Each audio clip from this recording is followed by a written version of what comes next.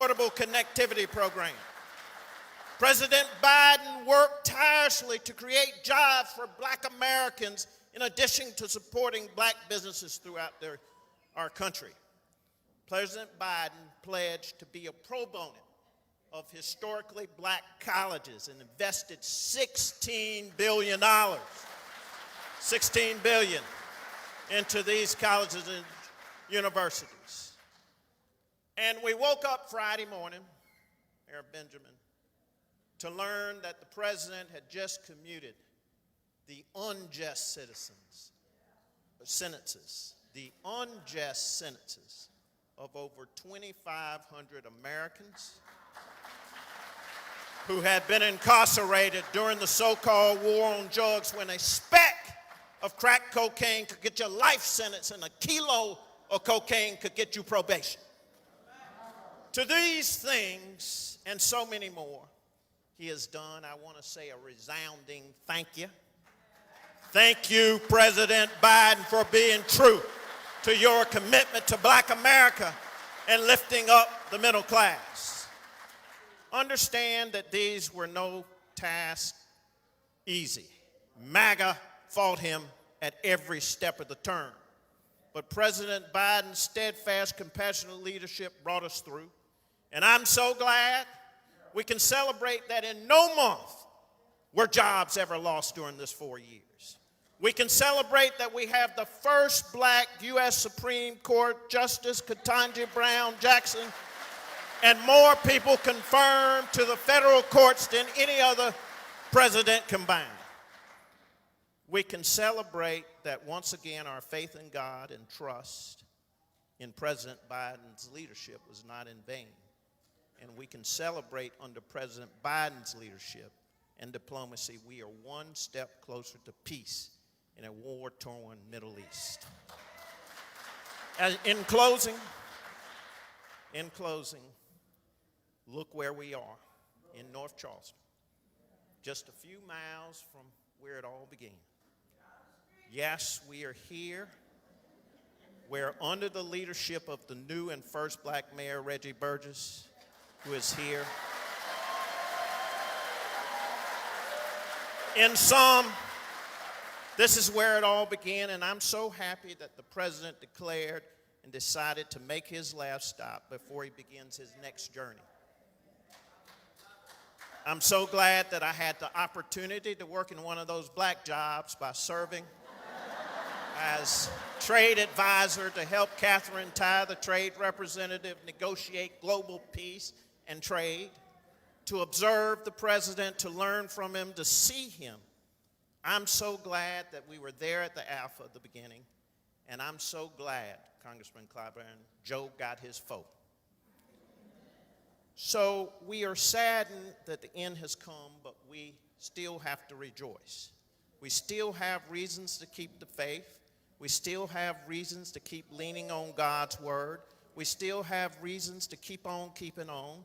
We still have reasons to celebrate the birth of Dr. Martin Luther King. We still have reasons to let freedom ring. We still have reasons to sing because we're happy. We still have reasons to sing because we're free. We still have reasons to believe that we've come this far by faith. History reminds us forever, President Biden, that you were a great United States president. History will remind us that you had the courage to make and have the first African-American woman, Indian woman, Vice President of the United States. History will remind us that you cared about black people, and history will remind us that amazing people come from Scranton, Pennsylvania. And now, ladies and gentlemen, it is my honor and humble pleasure to present to you the 46th President of the United States of America. The next voice you will hear is President Joseph Biden, who's led this country and done good deeds for the country.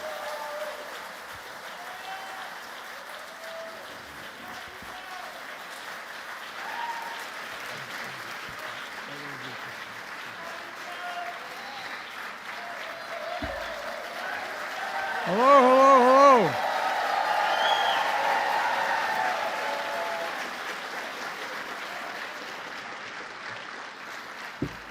Please, please, before I begin, let me tell you what I told Jim about 20 minutes ago. I used to start off as a young kid getting involved in the civil rights. My state, Delaware, to its great shame, anyway, fought on the wrong side of the war. My state was segregated by law. My state, Delaware, was no different in terms of its laws than South Carolina or any other southern state. And like two other states just couldn't figure out how to get and fight inside the South because it was cut off. But the southern two parts of my state, they talk funny like you all do down here, you know what I mean? And but all kidding aside, I used to go when I got engaged I didn't plan on it. I love reading these biographies now, how I knew I was going to be president, I was going to run for president, et cetera. Truth of the matter was that I'm a kid who, we talk about impediments. I used to talk like that. I used to stutter. Came from a place called Claymont, Delaware, a lot of steel town, all went bankrupt. Come from Scranton, Pennsylvania. Things didn't work out so well because of the economy. But you know what? Every time I spent time in the black church, I was telling Jim, I think of one thing, the word hope. No, not a joke. Pastor Old, thank you for allowing me to be back in this pulpit. And Senator, thank you for that introduction. I appreciate it. You know, you made a really moving sermon, Pastor. And thank you for the congregation of Royal Missionary Baptist Church and welcoming me back to Charleston to worship with you. I prayed with you here in February of 2020 when I was running for president. On my final full day as president, of all the places I wanted to be was back here with you.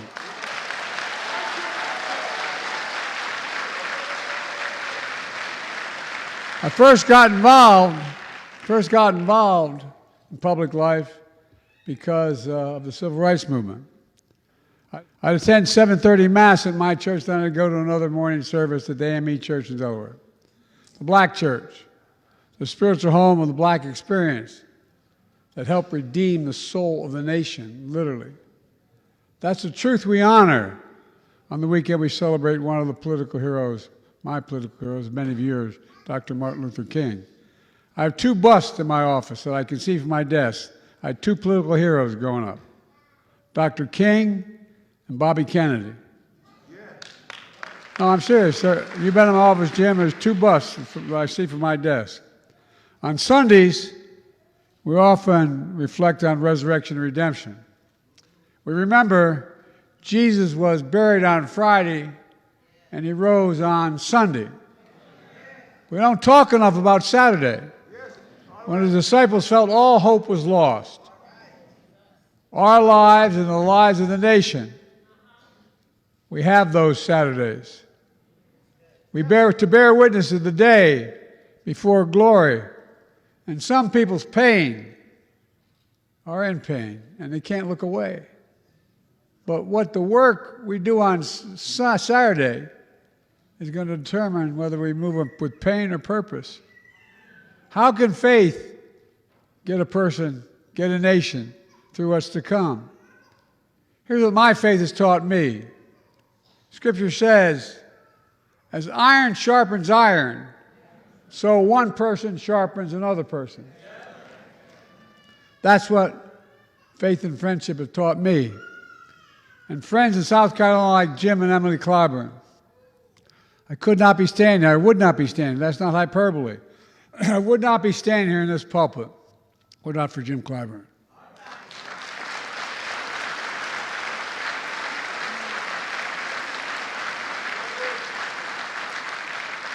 And although somewhat presumptuous of me, neither of us would be standing here without Emily, who we all miss dearly and who actually made Jim endorse me. Thank you, Emily. South Carolina friends like Fritz and P.C. Hollings, who believed me when I got through one of the most difficult times of my life. When I was a 9-year-old kid, I got a phone call saying my wife and daughter were dead, and my 2 boys were not likely to live. Well, guess what? Jim, Emily, Fritz, and P.C., and so many friends in South Carolina have always been there for me, especially in those Saturdays when I felt all hope was gone. Those days when I buried pieces of my soul. My wife, my daughter, my son Bo, who's the Attorney General of Delaware. When I felt like there was just a black hole in my chest sucking me into it. Anger and rage that I felt at the time. But then friends, your friends bear witness. They see your pain. They pick you up. They help you get to Sunday from pain to purpose. I felt that faith and friendship when I prayed with this congregation, when I played with the congregation, prayed with the congregation of Mother Emanuel. I went there and tried to confront them on my own Saturday. But it was they who ended up comforting me as we arrived together and found grace together. Moving from pain to purpose strengthened my faith in the service of others. To love the Lord thy God with all thy heart and soul and all thy mind, and love thy neighbor as thyself. Very easy to say, but very hard to do. But in the words, those words are the essence of the gospel, is the essence of the American promise. The idea, as was mentioned earlier, we're all created equal in the image of God and deserve to be treated equally throughout our lives. My dad used to say the greatest sin of all is the abuse of power.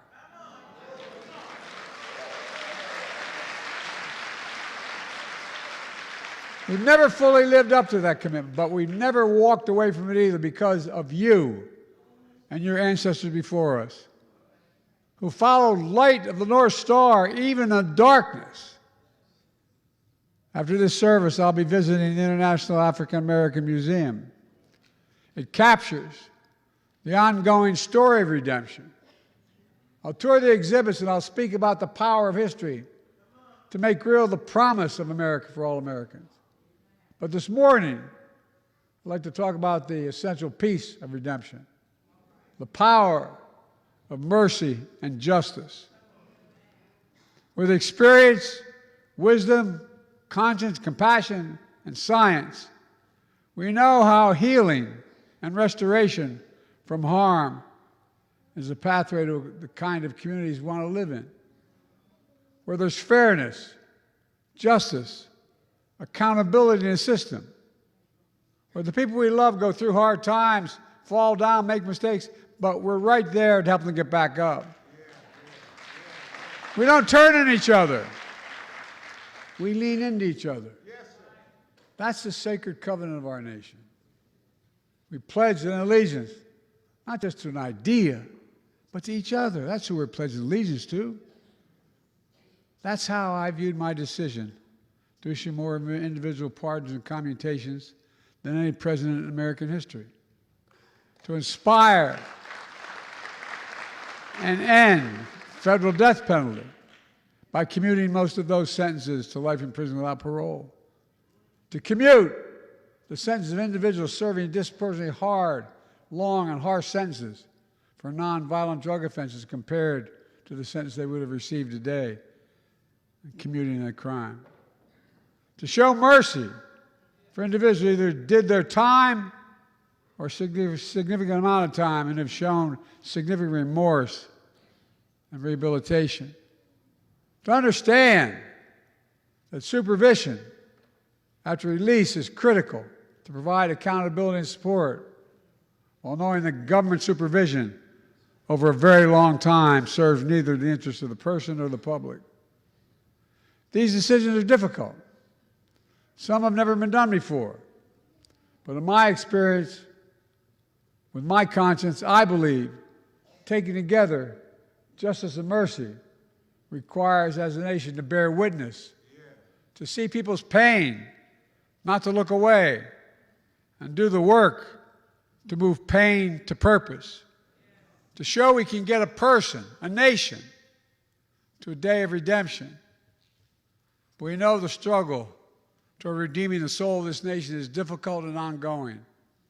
The distance is short between peril and possibility.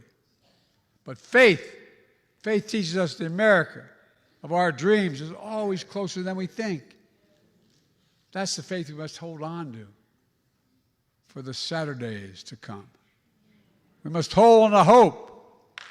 We must stay engaged. We must always keep the faith in a better day to come. I'm not going anywhere.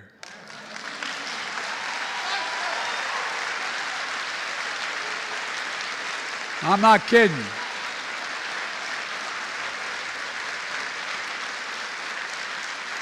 So to the people of South Carolina, thank you for keeping the faith.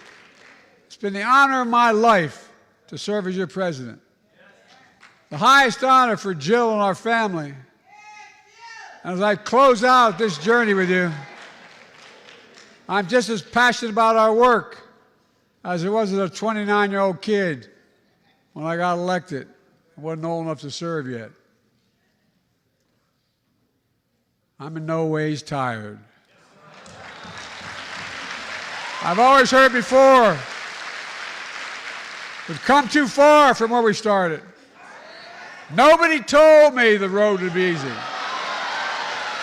I don't believe he brought me this far to leave me. My fellow Americans, I don't think the good Lord brought us this far to leave us behind. As we celebrate Dr. King's legacy and generations before and since, women and men enslaved and free, we have to remember one of his favorite hymns. Precious Lord, take my hand through the storm, through the night, and lead me into the light. Oh, God bless you all, and may God protect our troops. I owe you big.